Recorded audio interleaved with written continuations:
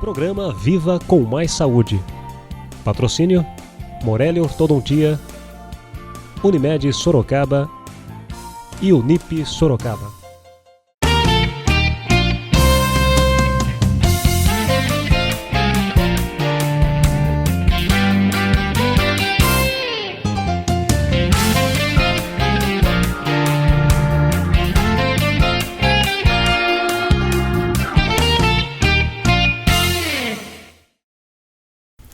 Viva com Mais Saúde, uma realização da Fundação Baldino do Amaral, produção da TV Jornal Cruzeiro do Sul, com retransmissão pela TV Com, canal 7 da NET, pela TV Votorantim, canal 10 e TV Comunitária, o canal 7 pela Supermídia. Hoje estamos recebendo em nosso estúdio o Dr. Celso Simonetti.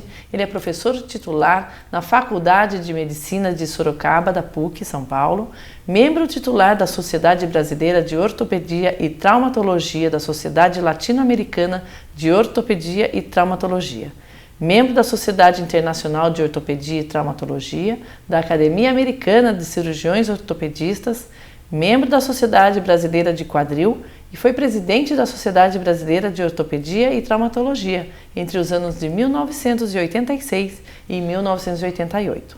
O assunto de hoje é artroplastia total do quadril. O nome é complicado, mas a cirurgia, o Dr. Celso vai nos explicar hoje como se faz. Seja bem-vindo, Dr. Celso. Eu agradeço o convite de poder, nesta oportunidade, nos comunicarmos com a população de uma maneira geral, dando uma noção prática e objetiva do que é este grande avanço que já vem do século passado, vamos dizer, da década de 70 para cá, trazendo uma melhoria muito grande para os pacientes portadores de patologias que necessitam deste tratamento e desta cirurgia. Quem são esses pacientes, doutor Celso, que precisam desse tipo de cirurgia? Como que só porque a pessoa que tem dor, quem que vai procurar esse tipo de tratamento? Estes pacientes, no início, eram considerados apenas pacientes idosos em vista das primeiras próteses que estavam sendo indicadas. E eram portadores de patologias do quadril, de processos degenerativos da cartilagem articular que nós consideramos e conhecemos como uma osteoartrose ou uma coxartrose. E além destes pacientes, outros vieram a ser beneficiados, que eram pacientes portadores de patologias advindas, às vezes, da infância, da juventude, ou de alguma patologia na juventude e que mais tarde trouxeram processos degenerativos para a cartilagem do quadril. Então esta é a finalidade exatamente da artroplastia do quadril.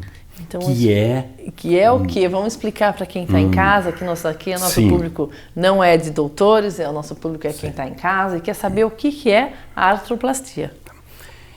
É uma cirurgia feita com um material onde nós utilizamos metal, polietileno, o cimento ósseo quando necessário e a parte de também uso hoje de certa frequência da cerâmica também. Até a cerâmica já evoluiu.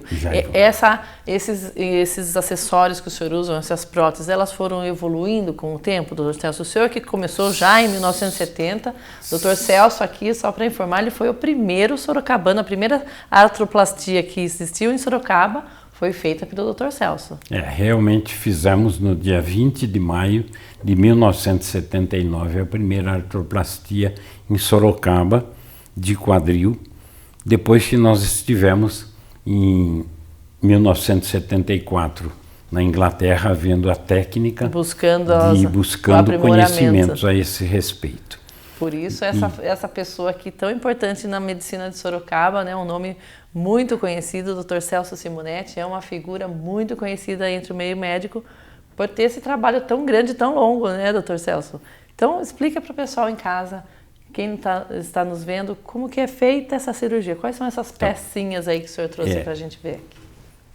As primeiras cirurgias foram as próteses chamadas cimentadas, em que eu tenho aqui o modelo dos primeiros a serem que foram usados naquela época, onde nós usávamos o cimento e o polietileno, e estas peças eram colocadas o cimento e o polietileno na bacia, na cavidade da bacia, e a peça era inserida dentro do fêmur, cortando-se a cabeça femoral. Troca a cabeça do fêmur por esse pino, vamos dizer. E que era uma prótese com uma cabeça menor, pequena, que era considerada uma prótese de baixo desgaste ou de baixa fricção, que foi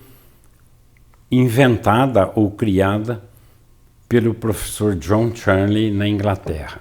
A partir daí, outras vieram. Claro, como tudo, a medicina então evolui bastante. As peças também evoluíram. E aí partiram para outros materiais, o polietileno. Então, outras próteses vieram, mesmo com polietileno e com cabeças maiores e com formatos diferentes. Diferentes, mas semelhantes, né, doutor? Semelhantes, com o mesmo princípio. O mesmo princípio. Exatamente, de tirar a dor e oferecer mobilidade para um quadril que estava se degenerando. Tá certo, quer dizer, a pessoa que chega no ponto de buscar uma cirurgia porque ela sente muita dor e já tem prejuízo nos movimentos também. Exatamente. O processo é lento e progressivo, a dor vai aumentando, os movimentos vão diminuindo, chegando até a uma perda quase que total do movimento da articulação do quadril. Tá certo. E aí chegamos no último modelo. Na década de 80, como as próteses com cimento apresentavam sinais de soltura, nos Estados Unidos, principalmente, os americanos, buscando outras técnicas, criaram as chamadas próteses não cimentadas, que eram feitas com uma parte que se colocava na cavidade acetabular da bacia, metálica, parafusada, e dentro dela se colocava o polietileno, que é um polietileno de alta densidade, que tem um desgaste muito pequeno diante de outros materiais que tentaram se usar.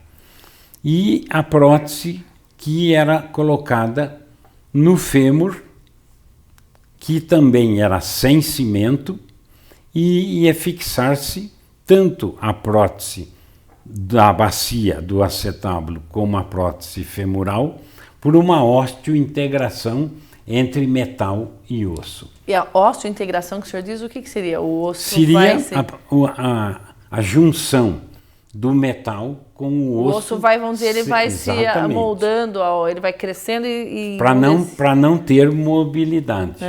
Quer dizer, o próprio organismo trata de refazer essa ligação, essa adaptação. E estas próteses tinham algumas coisas que eram colocadas nessas próteses, inclusive hidroxiapatita, para favorecer a aderência de metal com o osso. Essa é uma substância que se revestiam as próteses para que o organismo criasse em volta dele um crescimento do Exatamente.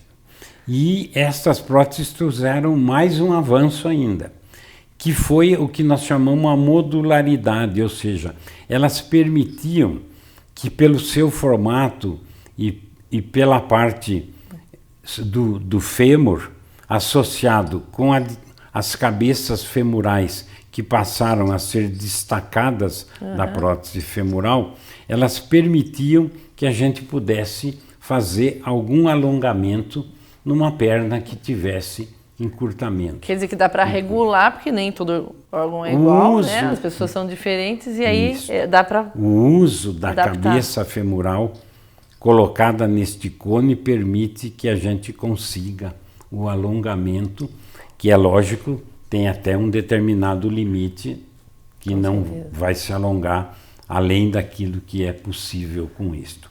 Então estas próteses realmente foram as próteses não cimentadas que estão em pleno uso até hoje.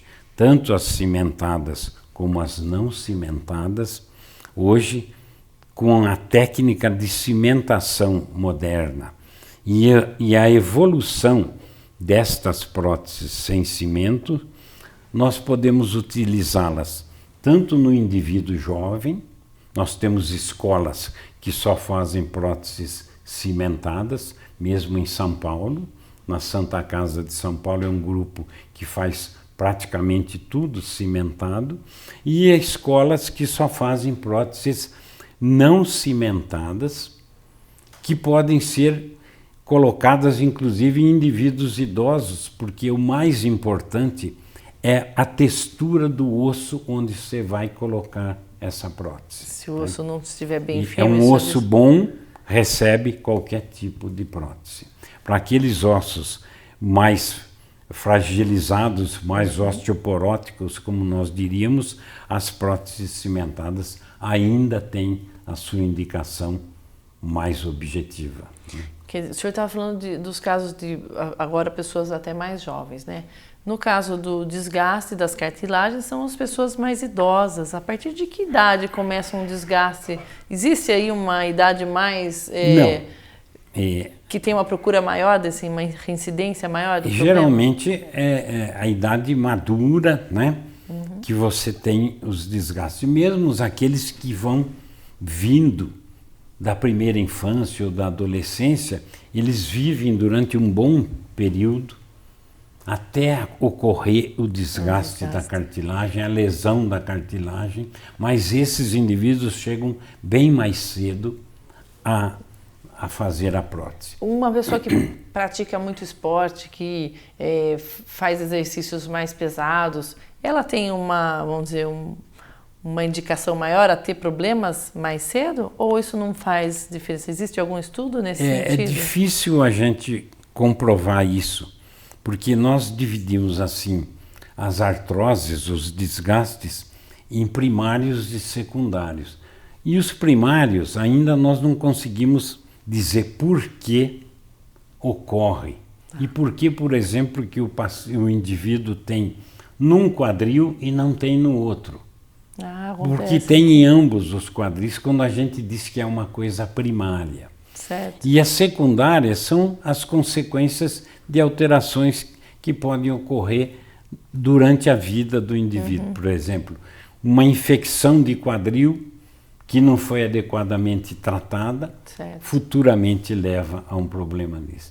Uma patologia do tipo da artrite reumatoide, que vai lenta e progressivamente provocando uma degeneração, também leva no final a uma prótese de quadril. Com certeza. Né? Um trauma pode ocorrer isso? O trauma pode nos idosos. As fraturas que são chamadas do colo do fêmur e que a gente considera as mais graves do tipo 3 e 4, que são as com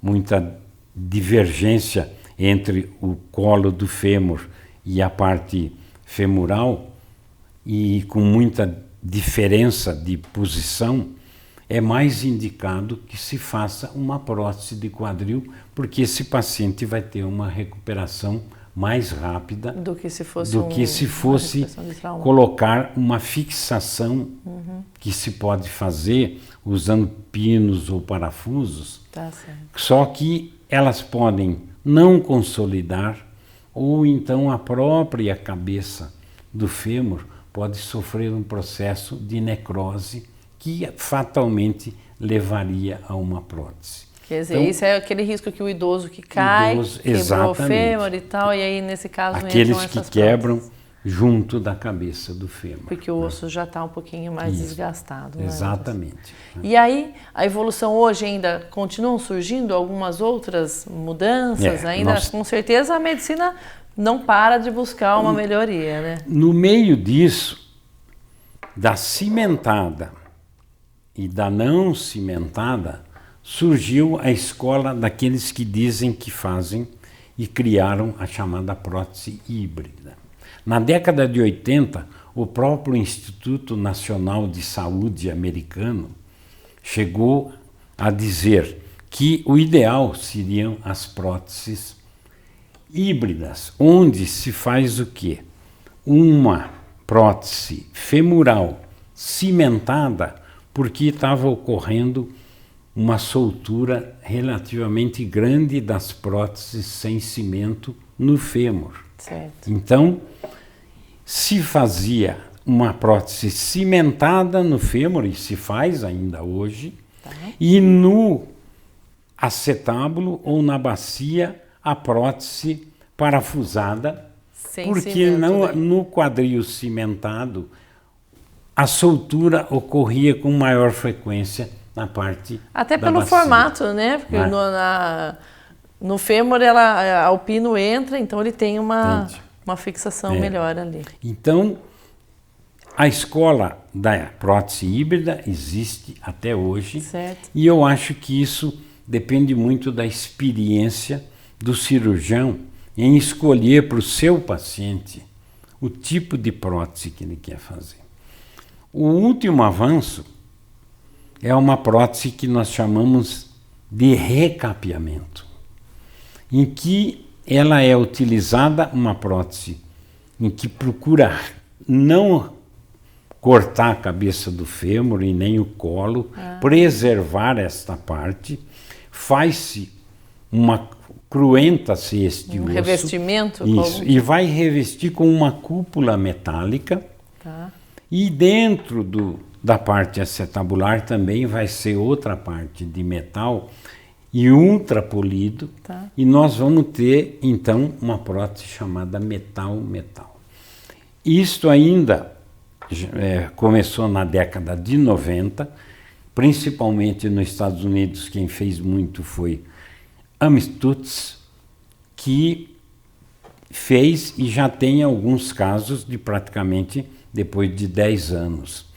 Ainda hoje se discute ou não essa indicação, porque ela está muito restrita para pacientes jovens e pacientes que não tenham determinados tipos de patologias de base, principalmente alterações da parte de fígado e de outras alterações, porque disse que o atrito metal-metal produz debris metálicos que são encontrados inclusive na corrente sanguínea, na parte urinária, e que isto poderia trazer complicações de outros tipos para o indivíduo no que caso, não fosse a o prótese. cobertor fica curto, né, doutor? Além do mais, cobre um pedaço, descobre o outro. o perigo de acontecer uma fratura na base da cúpula Se o osso não estiver bem fortalecido ainda. Ou né? também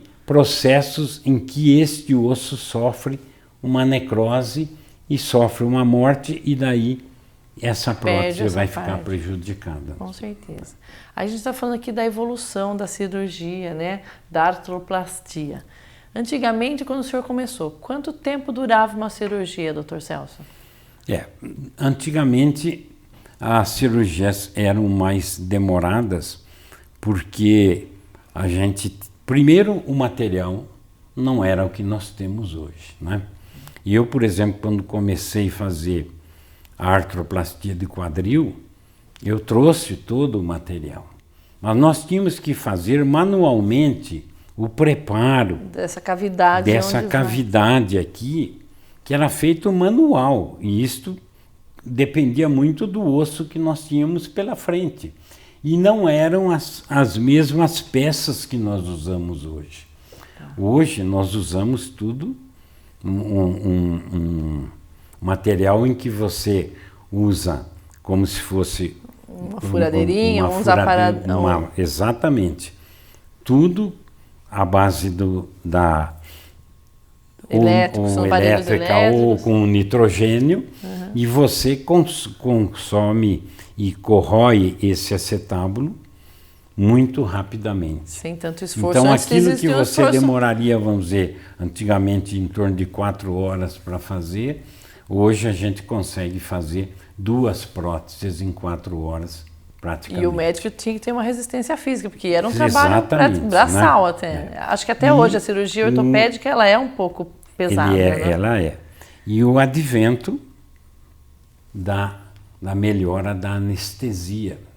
Porque muitas vezes nós usávamos muito anestesia geral, porque não sabia, a anestesia raquidiana demorava pouco tempo.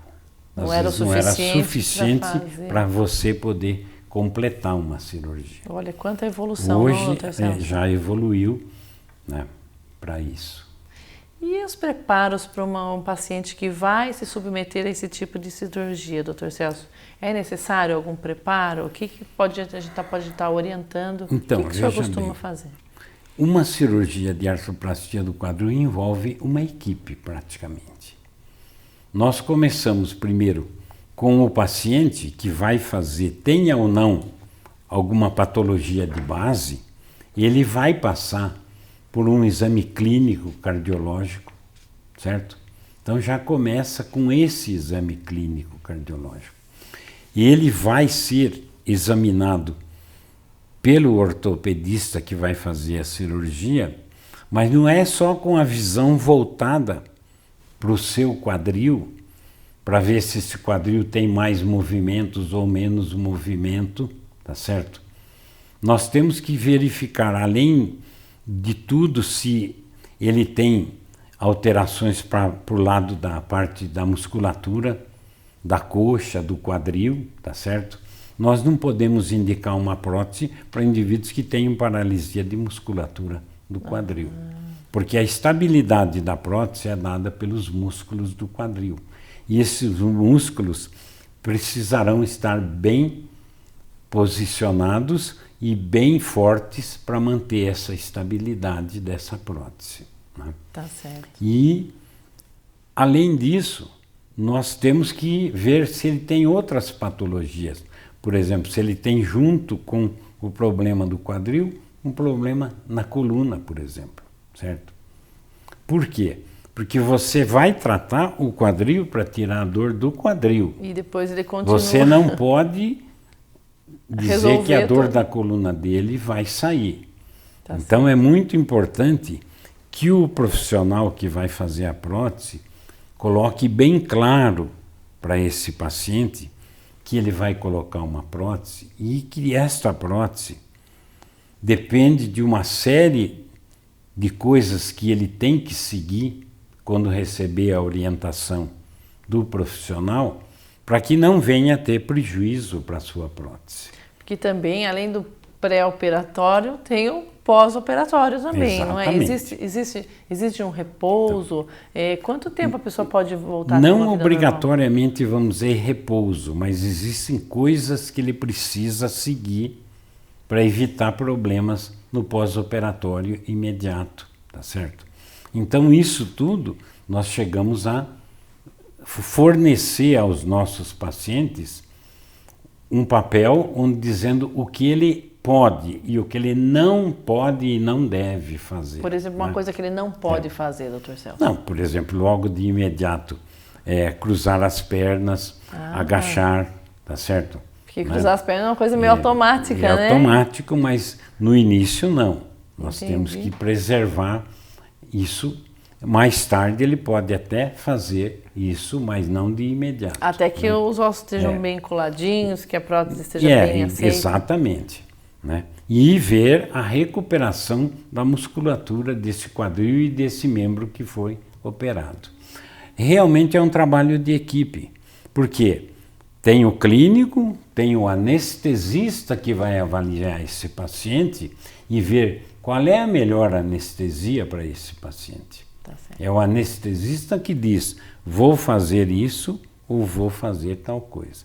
A maior parte dos nossos pacientes hoje são operados com anestesia raquidiana, porque a técnica e os produtos oferecem uma duração bem longa e que você pode fazer uma cirurgia tranquilamente, né? Hoje em dia o senhor consegue já.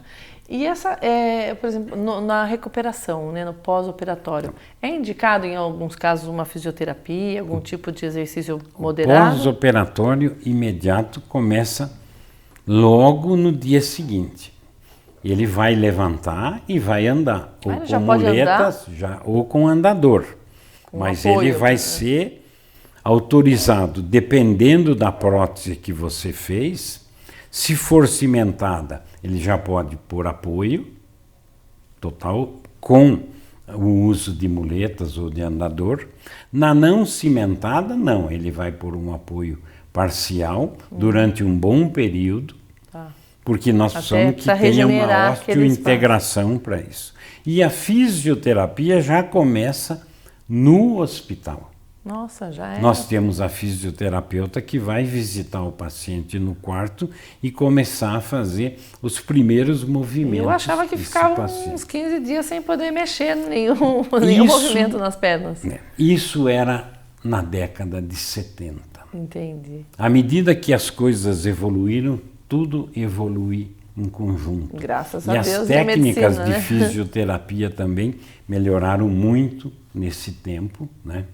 Então, muitos pacientes vão conseguir andar bem, movimentar bem, porque eles vão recuperar a sua função à custa da fisioterapia. A prótese está lá colocada. Sim. Ela mexe graças aos músculos. Então, se ele tiver um sistema muscular bem equilibrado, naturalmente ele vai andar bem e vai andar com tranquilidade, sem problema. Né? Podem existir algumas complicações, Dr. Celso? Sim. É comum? Então aí é que vem o problema, nós precisamos tomar os cuidados necessários. Desde o ato cirúrgico, porque quando você faz as próteses cimentadas, a colocação do cimento pode produzir em determinadas situações o aparecimento de embolia, que pode ser embolia gordurosa para pulmão, certo? 50% desses casos de embolias às vezes são assintomáticos e são não perceptíveis. E 2 a 3% realmente são casos que vão dar trabalho no pós-operatório, e é uma coisa muito importante que a gente tome cuidado. Tem que ser acompanhado isso. Então, no pós-operatório desses pacientes, eles vão tomar anticoagulantes específicos para evitar esse tipo de tromboembolismo e também do tromboembolismo venoso das veias, que pode ocorrer nos membros, né? Então, existem técnicas e por isso a fisioterapia já entra no pós-operatório. Ela também ajuda a evitar uma embolia? Em algumas situações, em alguns pacientes, nós usamos as meias elásticas próprias para isso. Tem inclusive aparelhos próprios que em alguns hospitais você pode usar, nem todos têm isso, certo? E o uso do anticoagulante, isso é obrigatório, mesmo que o paciente não tenha nenhum tipo de patologia prévia a respeito disso. Mas é um cuidado que tem que ser tomado. É obrigatório. Dr. Celso, nós estamos aqui terminando o nosso programa. Eu gostaria de saber se o senhor tem alguma consideração final, que o senhor gostaria de dar algum recado para o público que está em casa. O que eu digo é o seguinte: o avanço foi importante. E hoje é o que se pode oferecer de bom para as patologias do quadril e para que se torne o indivíduo até voltado para as suas atividades de trabalho e para a sua atividade de vida mais feliz, vivendo sem dor. Com certeza, certo? Poder já andar no dia seguinte de uma cirurgia é uma evolução maravilhosa. Tá certo. Isso seria o meu recado, né? Nós chegamos ao final de mais um programa Viva com Mais Saúde. Já agradecendo a participação do nosso entrevistado, Dr. Celso Simonetti, muito obrigada. O Viva com Mais Saúde trouxe hoje o assunto artroplastia total do quadril. Você pode assistir a este programa no portal do Jornal Cruzeiro do Sul em www.cruzeirodosul.inf.br, na TV Com, o canal 7 da NET, na TV Votorantim, o canal 10 e na TV Comunitária, o canal 3 pela Supermídia. O Viva com Mais Saúde vai ficando por aqui e esperamos você no nosso próximo programa. Até lá!